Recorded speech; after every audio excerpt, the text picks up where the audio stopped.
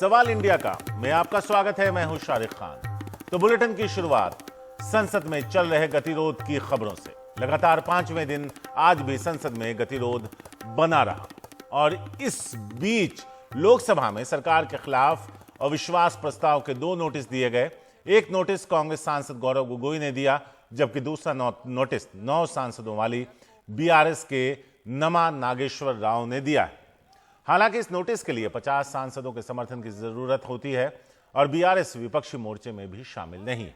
इस बीच कांग्रेस ने अपने लोकसभा सांसदों को व्हिप जारी कर आज सदन में मौजूद रहने को कहा था। स्पीकर ने गौरव गोगोई के नोटिस को स्वीकार कर लिया और कहा सभी दलों से चर्चा कर वो समय और दिन तय करेंगे।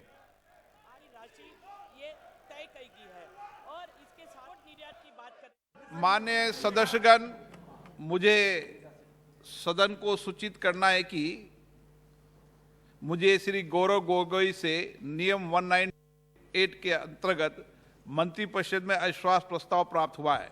मैं श्री गौरव गोगोई से सदन की अनुमति प्राप्त करने के लिए अनुरोध करता हूं। प्रस्ताव इस प्रकार है। ये सभा मंत्रिपरिषद में विश्वास का अभाव प्रकट करती है। श्री गोगोई कृपया सदन की अनुमति प्राप्त करें। अध्यक्ष महोदय, मैं निम्नलिखित प्रस्ताव के लिए सदन की अनुमति चाहता हूं। ये सभा मंत्रिपरिषद में विश्वास का अभाव प्रकट करती है। मैं उन सदस्यों से जो इस प्रस्ताव की अनुमति दिए जाने के पक्ष में ये अनुरोध करता हूं, वो अपने स्थान पर खड़े हो जाएं। इस प्रस्ताव की अनुमति दी जाती है। मैं सभी दलों के नेताओं से चर्चा कर और नियमों के तहत उचित समय पर चर्चा करने की तिथि से आप सबको अवगत करा दूंगा। तो लोकसभा में कांग्रेस के उपनेता और मोदी सरकार के खिलाफ अविश्वास प्रस्ताव पेश करने वाले गौरव गोगोई से बात की हमारे सहयोगी राजीव रंजन ने। हमारे साथ है कांग्रेस के गौरव गोगोई। आप लोगों ने जो अविश्वास प्रस्ताव का नोटिस दिया है, क्यों दिया आखिर? देखिए, इस अविश्वास प्रस्ताव के द्वारा हम ये प्रकाशित करना चाहते हैं कि प्रधानमंत्री मोदी जी शायद मणिपुर को भूल चुके हैं, लेकिन इंडिया अलायंस, ये देश मणिपुर को नहीं भूला है। इंडिया अलायंस आज मणिपुर के साथ खड़ा है। उनके दर्द के समय इंडिया अलायंस आज मणिपुर की हक की बात कर रहा है और आने वाले समय में इंडिया अलायंस मणिपुर पर लगे हुए घाव पर मरहम लगाने का काम करेगी। लेकिन सत्ता पक्ष का ये कहना है कि वो लोग चर्चा के लिए तैयार हैं, उसके बावजूद आप लोगों ने नोटिस दिया है। देखिए, आदरणीय गृह मंत्री जी चिट्ठी भेजते हैं मल्लिकार्जुन खड़गे जी को, अधीर रंजन चौधरी जी को, और वहीं सदन के बाहर प्रधानमंत्री मोदी जी इंडिया अलायंस के नेताओं और दलों को इंडिया मुजाहिदीन पीएफआई के साथ तुलना करके जो समन्वय का जो वातावरण बनाना चाहिए वो नहीं बना पा रहे। तो जो मूल मांग है, देश की जो मांग है कि आज परिस्थिति और खराब हो रही है, ऐसे माहौल में प्रधानमंत्री मोदी जी को हस्तक्षेप करना चाहिए। ये उनकी नैतिक संवैधानिक दायित्व है, इसीलिए सदन में वो बोले, ये हमारी मांग। आपको ये नहीं लगता है कि आप लोग पास बहुमत तो है नहीं, आसानी से हार जाएंगे ये अविश्वास प्रस्ताव? देखिए, ये इंसाफ की लड़ाई है, ये मणिपुर की लड़ाई है, ये लड़ाई लोकतंत्र की है। इंडिया चाहती है कि लोकतंत्र जीवित रहे। सदन जो लोकतंत्र का मंदिर है, उस मंदिर में देश के मुखिया प्रस्तुत हो और मणिपुर पे जो लोगों ने उन पर जो विश्वास किया है, उस विश्वास के प्रति वो अपनी जवाबदेही प्रकाशित करें। वहीं बीआरएस के नमा नागेश्वर राव का कहना है कि गौरव गोगोई ने पहले नोटिस दिया था, इसलिए उन्होंने लोकसभा में प्रस्ताव रखा। एनडीटीवी से बातचीत में बीआरएस सांसद ने कहा कि वो मांग करेंगे प्रधानमंत्री मणिपुर पर सवालों के जवाब दें। आपने भी एक अविश्वास प्रस्ताव का नोटिस दिया था, अब वो स्वीकार कर लिया गया है। इस पर जब इसे टेकअप किया जाएगा, जब चर्चा होगी, क्या इश्यूज आप रेज करने की तैयारी कर रहे हैं? हम लोग भी आज अविश्वास तीर्मान दिया था, मगर उसका रूल्स का अनुसार जो है, जो पहले जो टाइमिंग का जो देता होता है, वो टाइमिंग के अनुसार जो है जो वो लोग जो दिया था, गौरव गोगोई ने दिया था, उसको एक्सेप्ट हुआ है। कर जरूर जो है ना, जब वो मुद्दा के ऊपर जो डिस्कस कर रहा है तो जरूर जो 9 ईयर्स में जिस तरह से जो है ना गवर्नमेंट फेलवर्स है, ये गवर्नमेंट फेलवर्स सब हम लोग जो है ना उसको वो मुद्दा उसमें डिस्कस करेगा, हर एक चीज़ के ऊपर डिस्कस करेगा। जिस तरह से जो है ना अगर आप देखें तो इकानमी के ऊपर डिस्कस करेगा, उसी तरह से जो है ना China border, Pakistan border, China ने ऑलरेडी जो है ना बहुत तो एरिया हम लोगों को ऑक्यूपाई कर दिया, उसके ऊपर भी डिस्कस करेगा। अनएम्प्लॉयमेंट के ऊपर डिस्कस करेगा, पार्लियामेंट का फार्मर्स के इश्यूज के ऊपर जो है ना डिस्कस करेगा। जो 9 ईयर्स में जो इश्यूज फेलवर्स है, ये फेलवर सब हम लोग जो है ना इस पर डिस्कस करेंगे। आप चाहते हैं कि प्रधानमंत्री अविश्वास प्रस्ताव पर चर्चा के दौरान जो विपक्ष के सवाल हैं उसका जवाब दें? यस, जरूर, गवर्नमेंट को देना पड़ेगा। तो अविश्वास प्रस्ताव पेश होने के बाद अब आगे क्या होगा, इसे विस्तार से समझा रहे हैं हमारे सहयोगी मनोरंजन भारती। नमस्कार, मैं मनोरंजन भारती और आपको बताऊंगा कि अविश्वास प्रस्ताव होता क्या है, कब कब कैसे पेश किया जाता है, पहले जो अविश्वास प्रस्ताव पेश किए गए हैं उसमें क्या क्या हुआ। सबसे पहले जो सबसे बड़ी खबर यह है कि लोकसभा में सरकार के खिलाफ अविश्वास प्रस्ताव जो है पेश कर दिया गया है। विपक्ष की रणनीति है कि मणिपुर के मुद्दे पर प्रधानमंत्री का बयान हो और उसके लिए जो है दबाव ये बनाया गया है।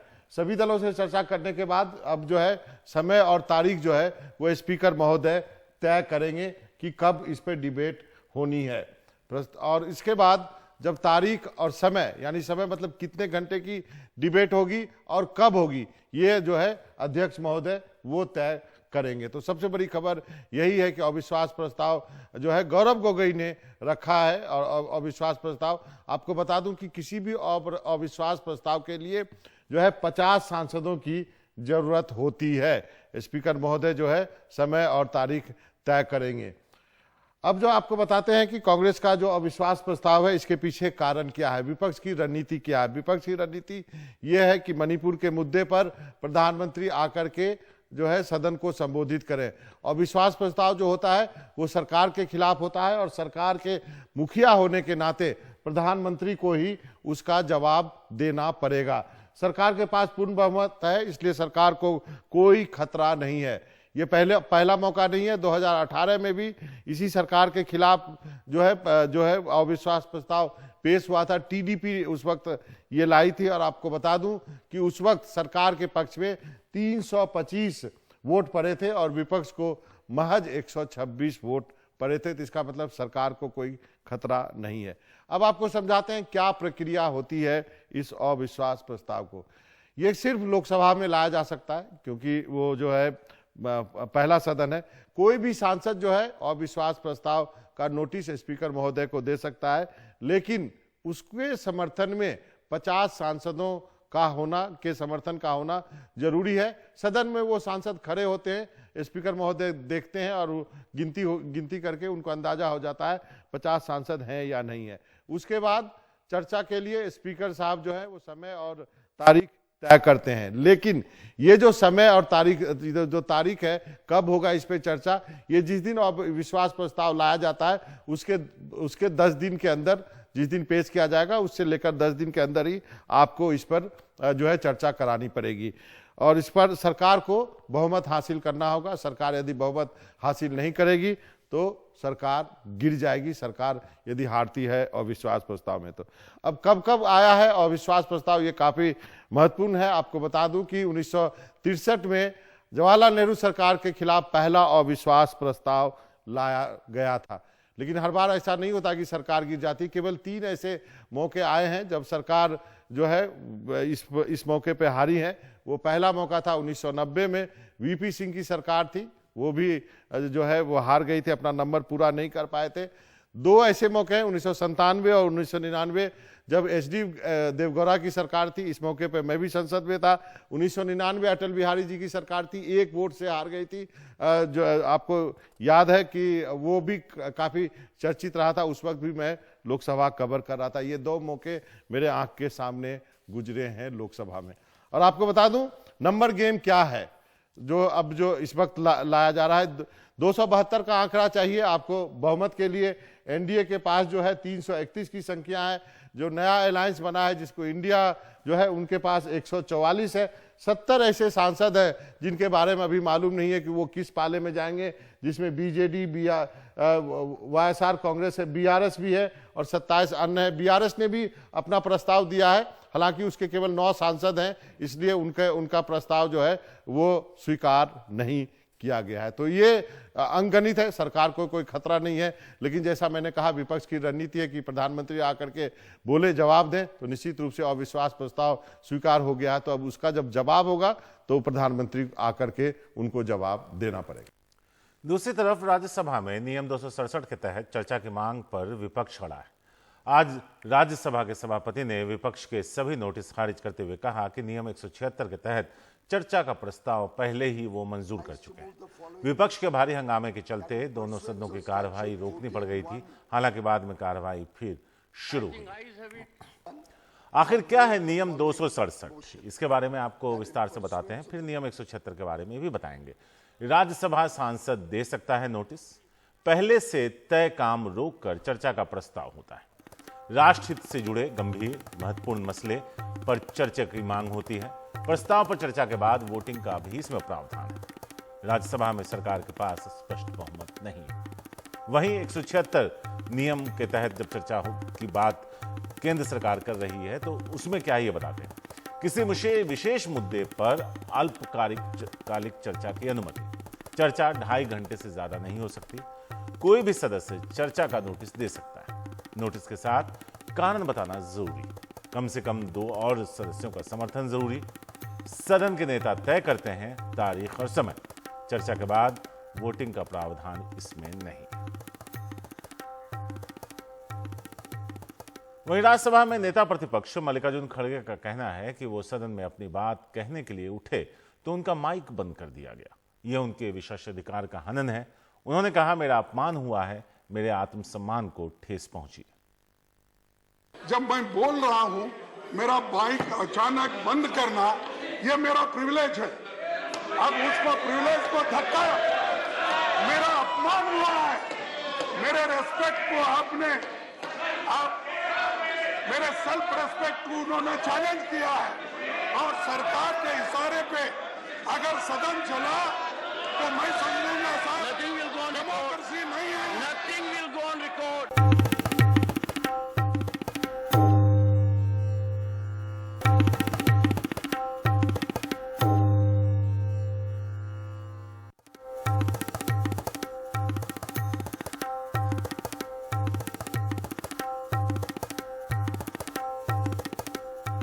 और अब बात पश्चिम बंगाल की करते हैं। पंचायत चुनाव के दौरान हिंसा की कई सारी खबरें आई। इसको लेकर बीजेपी अध्यक्ष ने रविशंकर प्रसाद की अगुवाई में एक फैक्ट फाइंडिंग टीम बनाई, उसे बंगाल भेजा। अब वो टीम वापस लौटी है। वहां हुई हिंसा को लेकर क्या कुछ बताया रविशंकर प्रसाद ने, वो बताते हैं। अपनी रिपोर्ट के बारे में बताते हुए ममता सरकार पर जमकर हमले किए। उन्होंने कहा, ममता सरकार की अगुवाई में विकृत और शर्मनाक लोकतंत्र देखने का दुर्भाग्य मिला। पूरी मिशनरी ममता को जिताने में जुटी थी। टीएमसी ने पुलिस और प्रशासन की मदद से खौफ का माहौल बनाया था। हमारी मांग है कि जितने भी चुनाव से जुड़े आपराधिक मामले हैं उनकी सीबीआई जांच हो, बमबाजी के केस एनआईए से करवाए जाएं।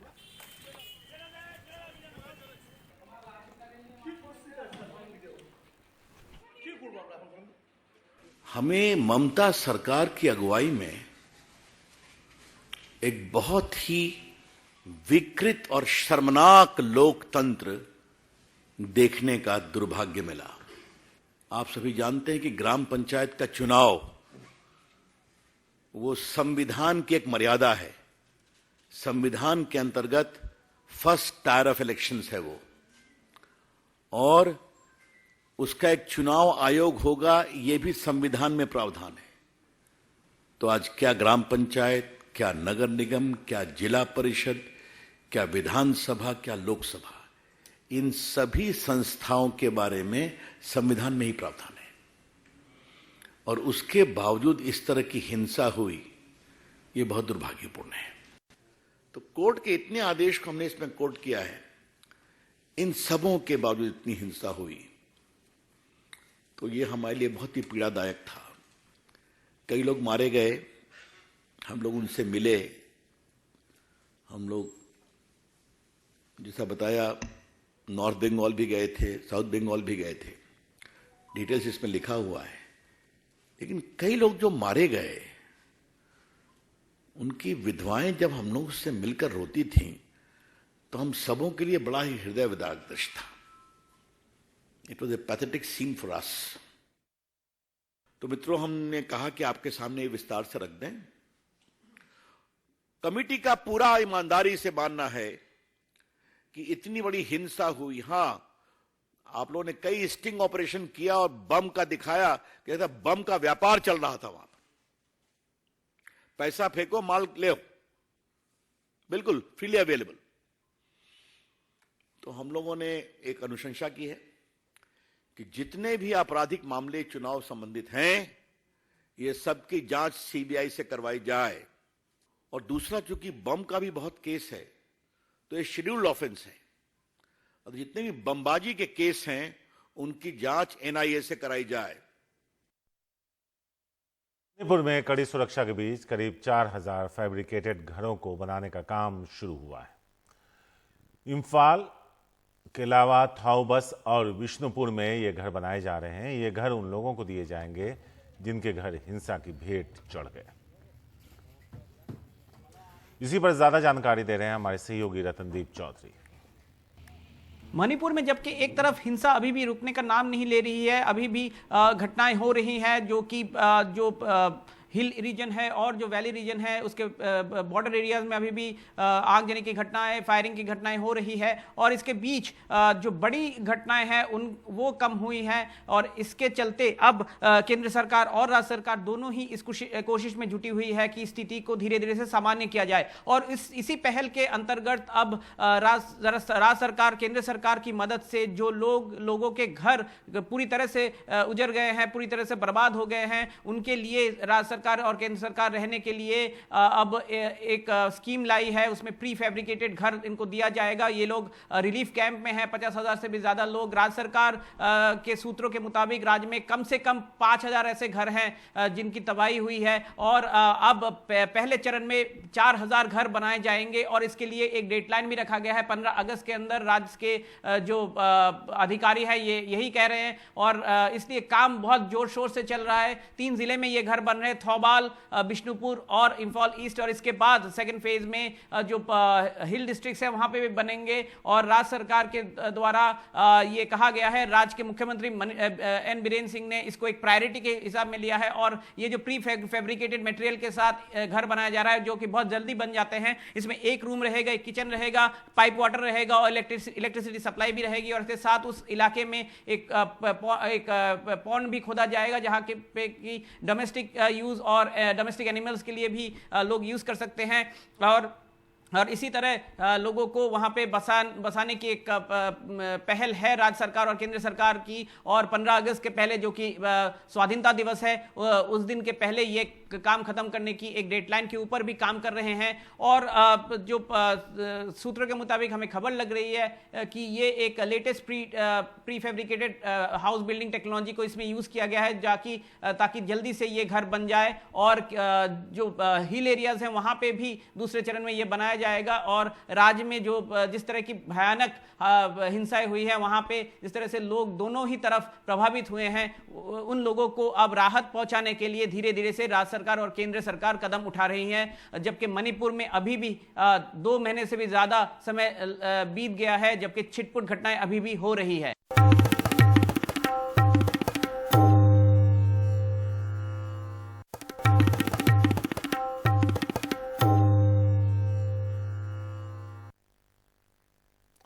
यमुना के बाद हिंडन नदी का जलस्तर बढ़ने से नोएडा की कई कॉलोनियों में पानी भर गया। नोएडा के इकोटेक इलाके से एक हैरान कर देने वाली तस्वीर सामने आई। यहां सैकड़ों गाड़ियां पानी में डूबी हुई नजर आईं। ये गाड़ियां एक कंपनी की है। करीब 350 गाड़ियां हैं जो अचानक आई बाढ़ के पानी में डूब गईं। अगर पानी जल्दी कम नहीं हुआ तो गाड़ियों को काफी नुकसान होगा। हिंडन यमुना की सहायक नदी है और नोएडा सहित अन्य जिलों से होते हुए यमुना में मिल जाती। बाढ़ की वजह से कई लोग भी प्रभावित हैं। लोगों को सुरक्षित स्थानों पर पहुंचाने का काम जारी है।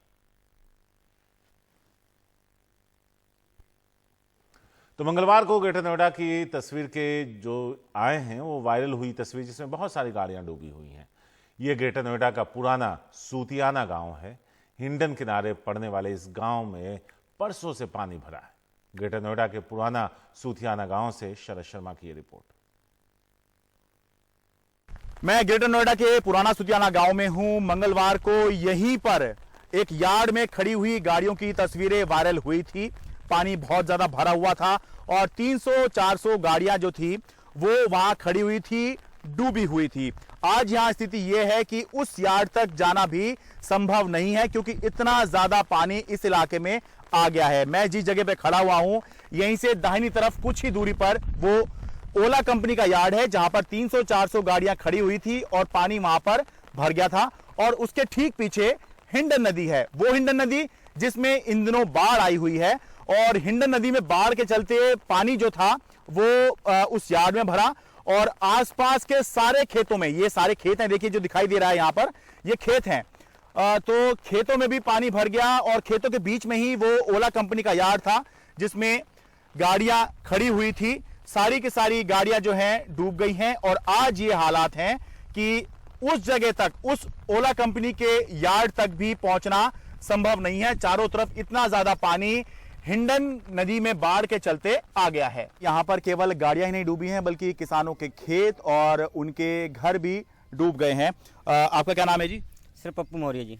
पप्पू मौर्य जी, आपके खेत डूब गए यहाँ पर? खेत डूब गए सर, खेत डूब गए, जो भी डूब गई। आई झोपड़ी है, हमारी झोपड़ी ये हमारी ये जो पीछे ये आपकी है? हाँ हमारी झोपड़ी है। तो पानी कब आया यहाँ पे? पानी तो कई दिनों से चल रहा है, लेकिन हमारे खेत पर नहीं चढ़ा था। हमारे खेत पर तो परसों शाम से चढ़ा है। तो अंदाजन कितना नुकसान हो गया आपका? हमारा कम से कम 2 लाख का नुकसान तो चल ही रहा है इसमें। 45,000 रुपए का तो बीज पड़ा हुआ है गोभी का, चारों गोभी का बीज जो हमने गिरा 45,000 रुपए का लगा। आपका क्या नाम जी? मेरा नाम केवल राम मौर्य है। हाँ जी, केवल राम मौर्य। केवल राम मौर्य जी, आप क्या जमीन अपनी थी आपकी या पट्टे पे ले रखी है? किराए पे ले रखी थी, पट्टे पे। किराए पे ले रखी थी। तो आपका कितना का नुकसान हो गया? हमारा भी हो ही गया, वो करीब 1-1.5 लाख का। अच्छा, तो कुछ प्रशासन ने कुछ मदद वगैरह करी है या कुछ भी नहीं करी प्रशासन ने तो अभी तक। तो कहाँ की मदद बता रहे हो? कहाँ की मदद मिली? हमारे थाने की मदद मिली है और हमारी बाबा डेयरी है। बाबा थाने से मतलब पुलिस ने मदद करी है? और बाबा हमारे यहाँ रहते हैं, यहाँ के रहने वाले हैं, उनने हमारी खाने की मदद करी है। और किसी भी अधिकारी ने कोई भी मदद ना करी है हमारी। 15 साल हो गई हमारे लिए तो रहते हुए, कभी तो हमारे सामने पानी आया नहीं है। अच्छा। और ये बताते हैं कि 45 साल पहले पानी आया था यहाँ पे। अच्छा। और उसके बाद में हमारे सामने हमें बहुत साल हो गई हैं नीचे रहते हुए, कभी पानी नहीं आया हमारे सामने इतना पानी। तो आपकी भी खेती है? हाँ जी, हमारी नीचे खेती है, सब में खेती हमारी। हम करीब 40-50 हैं, एक ही जगह पर झोपड़ी पड़ रही है हमारी। अच्छा, आपका भी घर डूबा हुआ है? हाँ जी, हमारे सब पूरी हमारी तो दिख भी ना रही झोपड़ी सर। अच्छा, इतना पानी है। मतलब आपका ज्यादा पास है हिंडन के? हाँ जी, हमारी बहुत प्याज नुकसान हो गई। आल वाली प्याज चल रही थी। अच्छा। हाँ, सब कौन सी प्याज? आल वाली प्याज हो गया, सब्जी वाली प्याज। अच्छा, वो जो हरी सी होती है? हाँ, हरी वाली प्याज। वो प्याज बहुत थी हमारी, सब डूब गई हमारे नीचे। अच्छा। और हमारा फूल का काम था। फूल का? हाँ, गेंदा का फूल का काम था। सारे खेत बिक चुके थे। अच्छा। किसी से 2 रुपये ना मिले, सब खेत हमारे खत्म हो गए। और हमारी कोई सुनने वाला जो भी आता है आड़ की बात करता है। जो भी आएगा वो आड़ की बात करता है, मगर खेत वालों की कोई यार्ड की? जी। अच्छा, जहाँ गाड़ियाँ खड़ी हैं? गाड़ियाँ खड़ी हैं, करीब 350 से 400 गाड़ियाँ हैं उसमें। अच्छा। हिंडन नदी में पानी आने से गाजियाबाद और नोएडा के कई निचले इलाकों में पानी भर गया। हिंडन नदी के पानी से अब तक 3 लोगों की मौत भी हो चुकी है और करीब 7,000 लोगों को सुरक्षित स्थानों पर पहुंचाया गया। लेकिन हिंडन नदी का पानी 40 साल बाद क्यों इतना जानलेवा हुआ है, देखिए रवि संजय शुक्ला की ये रिपोर्ट।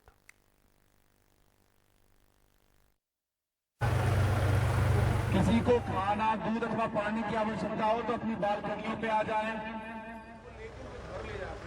गाजियाबाद के करहेड़ा गांव की सड़कों पर एनडीआरएफ की बोट चल रही है। हजारों की आबादी वाले इस इलाके में दूर दूर तक पानी ही पानी दिख रहा है। मकान पानी में डूबे हुए हैं और इलाका अब लगभग वीरान सा हो चुका है। 7,000 से ज्यादा लोगों को यहां से निकाला जा चुका है। हालात इतने खराब हैं कि इंसान क्या जानवर भी जान बचाकर भागने की कोशिश में हैं। कुछ लोग अभी भी यहाँ पर मौजूद हैं। ये देखिए खाना इनको पहुँचाया जा रहा है, पानी का बोतल पहुँचाया जा रहा है। ये घर में चूँकि चोरी होने के वजह से और दूसरे कारणों से कोई बीमार है तो उसके वजह से जो है ये लोग अपने घरों को नहीं छोड़ रहे हैं। इसी इलाके में बिजली के 2 उपकेंद्र हैं, जहां पानी भरने से गाजियाबाद के कई इलाकों की बिजली भी गुल हो गई है। इसी कारण जो है हमारे 2 पावर स्टेशंस में पानी गया था। हम उसको लगातार निकालने का प्रयास कर रहे हैं। वाटर चूँकि रिसीड कर रहा है तो प्रोबेबली हम लोग आज शाम तक कुछ मोटी जैसे हमारा है तो वहाँ लगातार पानी हम निकाल रहे हैं, तो प्रोबेबली आज शाम तक वहाँ कोई पानी नहीं बचेगा। लेकिन 1978 के बाद पहली बार हिंडन नदी के पानी से इतनी तबाही कैसे हुई, इसे समझने के लिए महीना भर पुरानी इन तस्वीरों को देखिए। हिंडन गंदे नाली जैसी दिख रही है, जिसके दोनों तरफ के डूब क्षेत्र में 6000 से ज्यादा अवैध निर्माण बन गए हैं। यही नहीं, इन तस्वीरों को भी देखिए। हिंडन नदी से गुजरते मेट्रो, फ्लाईओवर और रैपिड रेल बनाने के दौरान कच्चे रास्ते बनाए गए, फिर लाखों टन मलबा यहीं पड़ा रह गया। अब आनन फानन में नदी की सफाई के लिए मजदूर उतारे गए हैं, लेकिन तब तक नदी का पानी सैलाब बनकर कई रिहायशी इलाकों को निगल चुका है। हिंडन बैराज से लेकर के करहड़ा गांव तक पिछले 8 से 10 सालों में कई प्रोजेक्ट आए हैं। जैसे एक करहड़ा पर ब्रिज बना, उसके बाद हिंडन एलिवेटेड रोड बनी, उसके बाद दिल्ली मेट्रो की एक लाइन बिछाई गई, अब RRTS का काम चल रहा है। इन सभी ने नदी के अंदर काम करने के लिए मिट्टी भर के एक रास्ता बनाया। अब क्या हो रहा है कि जो पीछे से पानी का फ्लो आ रहा है वो उतनी गति से निकल नहीं रहा है। हिंडन के पानी से हुई तबाही के निशान दूर दूर तक दिख रहे हैं। जिस नदी को लोगों ने मृत मानकर उसके किनारों पर मकान बना लिए थे, उसमें पानी का होना अब लोगों के उजड़ने का सबब बन रहा है। गाजियाबाद से रवीश रंजन शुक्ला की रिपोर्ट, NDTV इंडिया। वहीं मुख्यमंत्री योगी आदित्यनाथ ने मथुरा में जलमग्न इलाके का हवाई निरीक्षण किया। कई इलाकों में बाढ़ का पानी है, बड़ी संख्या में लोगों को परेशानियों का सामना करना पड़ रहा है, तो मुख्यमंत्री ने यहां खुद हवाई सर्वेक्षण का फैसला किया और उन इलाकों का जाकर दौरा किया।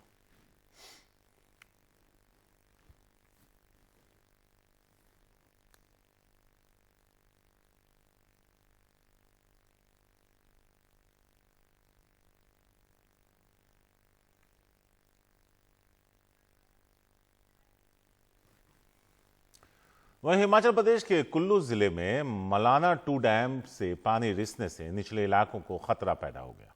भारी गाद के कारण डैम के रेडियल गेट नहीं खुल पा रहे हैं, जिससे डैम का पानी ओवरफ्लो हो रहा है और पानी डैम के ऊपर से बह रहा है।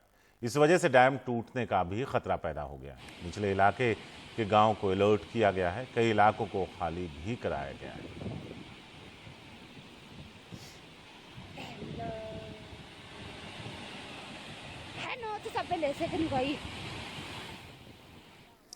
मुंबई और महाराष्ट्र के कुछ जिलों में लगातार बारिश जारी है। बाढ़ का सबसे ज्यादा खतरा कोल्हापुर में बना हुआ है।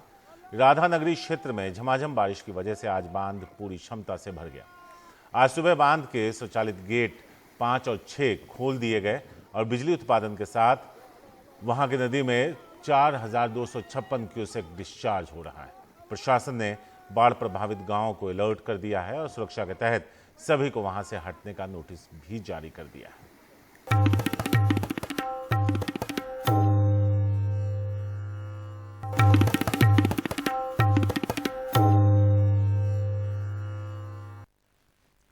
पीएम मोदी आज शाम G20 समिट के लिए तैयार हुए ITPO कॉम्प्लेक्स का उद्घाटन करेंगे। इससे पहले आज सुबह पीएम मोदी ने यहां हवन पूजन किया।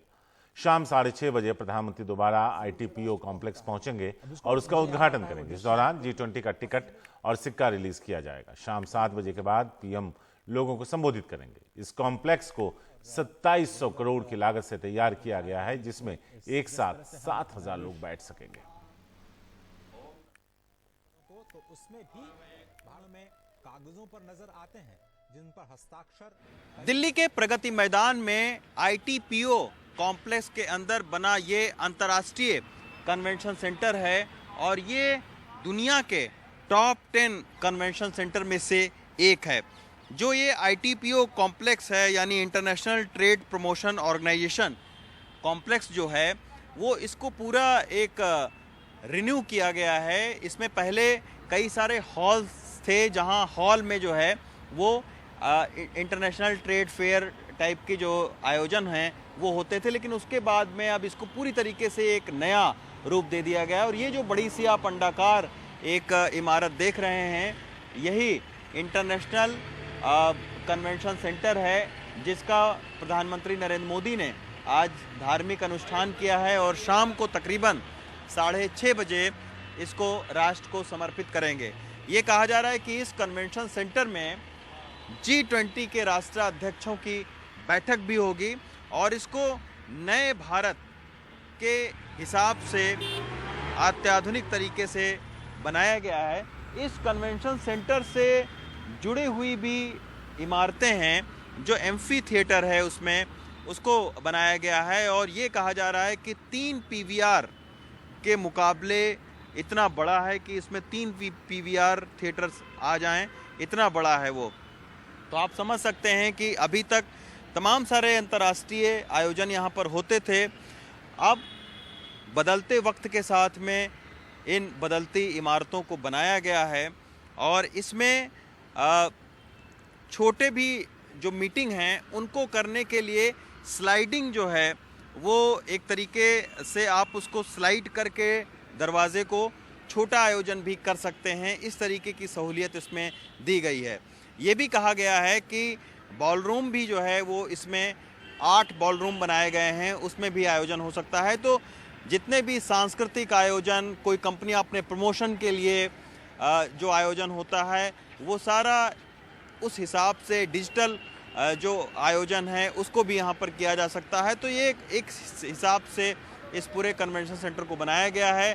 शाम को 6:30 बजे जो है वो आप देख सकते हैं कि जो आयोजन होगा उसकी तैयारियां भी यहाँ पर शुरू हो गई हैं। तमाम सारे जो सांस्कृतिक कार्यक्रम हैं वो यहाँ पर आयोजित किए जाएंगे। एक सिक्का भी जो है वो जारी किया जाएगा। तो 6:30 बजे जो शाम को कार्यक्रम होगा इस कन्वेंशन सेंटर में, उसके बाद में इसको राष्ट्र को समर्पित कर दिया जाएगा। तो निश्चित तौर पर दुनिया के 10 बड़े कन्वेंशन सेंटर में इसलिए भी इसका नाम शुमार है क्योंकि 7,000 लोग एक साथ इस कन्वेंशन सेंटर में बैठ सकते हैं। अब आप समझिए कि ऑस्ट्रेलिया का जो सिडनी का ओपेरा हाउस था उसमें 6,500 लोग बैठ सकते थे, लेकिन इसमें 7,000 लोग जो है वो बैठ सकते हैं। यही वजह है कि ये दुनिया के टॉप 10 बड़े कन्वेंशन सेंटर में से एक में इसका नाम शुमार होता है। तो बदलते भारत के लिए बदलती जो इमारतें हैं उसको भी तैयार करने का काम जोर शोर से चल रहा है। दिल्ली से मोहम्मद मुरसलिन के साथ रवीश रंजन शुक्ला, NDTV इंडिया। पूरे उत्तर भारत में आंखों का इन्फेक्शन तेजी से फैल रहा है। आम बोलचाल की भाषा में इसे आई फ्लू कहते हैं। मौसम बदलने के साथ आंख की लाली और उससे पानी निकलने की समस्या वाली इस बीमारी को लेकर अस्पताल में लगातार आंकड़े बढ़ रहे हैं। आंख के अलग अलग अस्पतालों के OPD में जो लोग आ रहे हैं उनमें 20 से 30% तक मरीज आई फ्लू की शिकायत वाले हैं। अभी देख रहे हैं कुछ दिनों में, पिछले 4-5 दिनों में इसकी संख्या काफ़ी बढ़ गई है। हमारे इमरजेंसी सर्विसेज में और OPD में करीब करीब हर दिन जो है 100 से ज़्यादा मरीज हमारे पास आ रहे हैं जिनको कि ये दिक्कत आ रही है। भाई अब ये समझिए कि हमारे सेंटर में कम से कम 10 से 20% सारे पेशेंट्स में से कंजंक्टिवाइटिस के ही पेशेंट हैं। हमारे हॉस्पिटल में अगर पिछले साल 650 कंजंक्टिवाइटिस के केसेस देखे जुलाई में, तो वो इस साल डबल से ज़्यादा हो गए। आपको बाय चांस कंजंक्टिवाइटिस हो जाता है, आप प्लीज सेल्फ मेडिकेट मत करें, क्योंकि सेल्फ मेडिकेशन से कभी कभी जो डिजीज है काफी सीरियस हो जाती है। कंजक्टिवाइटिस बीमारी का बढ़ता दायरा किसी एक अस्पताल तक नहीं सिमटा। दिल्ली NCR तक नहीं बल्कि उत्तर भारत इसकी गिरफ्त में है। आंखों के ये जानकार दिल्ली के 3 अलग अलग आंखों के अस्पताल से हैं। मरीज हर जगह और तादाद कम नहीं।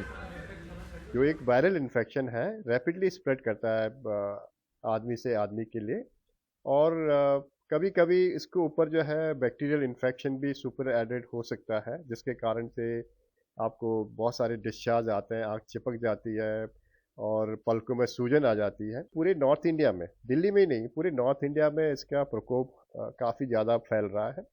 इनफैक्ट हम इसको जो है एपिडेमिक भी कह सकते हैं। यूं तो इस मौसम में हर साल ये बीमारी रिपोर्ट होती है, पर डॉक्टर कहते हैं कि इस बार रफ्तार ज्यादा तेज है, तो पहचान भी जरूरी है और सावधानी भी।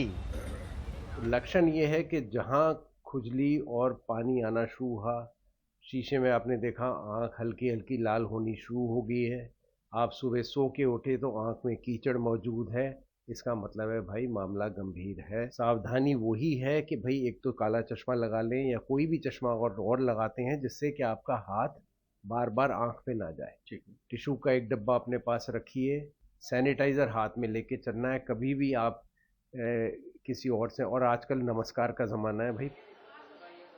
बड़े ही नहीं, बच्चे भी आई फ्लू की चपेट में आ रहे हैं, लिहाजा दिल्ली एनसीआर के नामचीन स्कूलों की संस्था नेशनल प्रोग्रेसिव स्कूल कॉन्फ्रेंस ने अपने स्कूल और बच्चों को लेकर एडवाइजरी भी जारी की है। कुछ दिनों से हम स्कूल में देख रहे हैं कंजक्टिवाइटिस की केसेस बढ़ रहे हैं, बच्चे 2-3 दिन एब्सेंट रह रहे हैं। सो इसके लिए हम स्कूल में तो एहतियात और प्रिकॉशंस ले ही रहे हैं, एंड हमारी जो डॉक्टर पेरेंट्स हैं उनसे भी हमने कल 2 सेशन करवाया डूज एंड डोंट्स के बारे में, एंड बच्चों को भी एडवाइजरी जारी किया गया है, वेबसाइट में ये अपलोड किया गया है, एंड हर पेरेंट्स को हम बता रहे हैं कि पेरेंट्स क्या क्या प्रिकॉशन ले सकते हैं। शुरुआती दौर में इस समस्या को समझेंगे, सावधानी बरतेंगे तो आप इस बीमारी से और उसकी गंभीरता से बच सकते हैं। दरअसल ये है मौसम की मार, तो भूल कर भी खुद से ना करें अपना उपचार। नई दिल्ली से परिमल कुमार, एनडीटीवी इंडिया।